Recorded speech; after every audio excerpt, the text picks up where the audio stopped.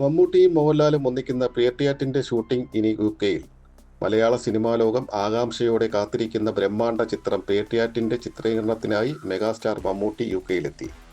കുടുംബത്തോടൊപ്പം എത്തിയ അദ്ദേഹത്തെ ചിത്രത്തിന്റെ പ്രധാന നിർമ്മാതാവും അടുത്ത സുഹൃത്തുമായ അഡ്വക്കേറ്റ് സുഭാഷ് ജോർജ് മാനുവൽ വിമാനത്താവളത്തിൽ സ്വീകരിച്ചു. കൊച്ചി ബ്ലൂ ടൈഗേഴ്സ് ടീമിന്റെ ഉടമയും ധോണി ആപ്പിന്റെ സ്ഥാപകനുമാണ് സുഭാഷ്. ഗംഭീരമായ വരവേൽപ്പാണ് താരത്തിന് ലഭിച്ചത്. DBX, റോൾസ് റോയ്സ് തുടങ്ങിയ ആഡംബര വാഹനങ്ങളുടെ അകമ്പടിയോടെയാണ് താരവും സംഘവും ലണ്ടനിലെ താമസ സ്ഥലത്തേക്ക് യാത്ര തിരിച്ചത്. ഏതാനും ദിവസങ്ങൾ കുടുംബത്തോടൊപ്പം ചെലവഴിച്ച ശേഷം ഈ ആഴ്ച അവസാനത്തോടെ മമ്മൂക്ക ചിത്രീകരണത്തിൽ പങ്കെടുക്കും.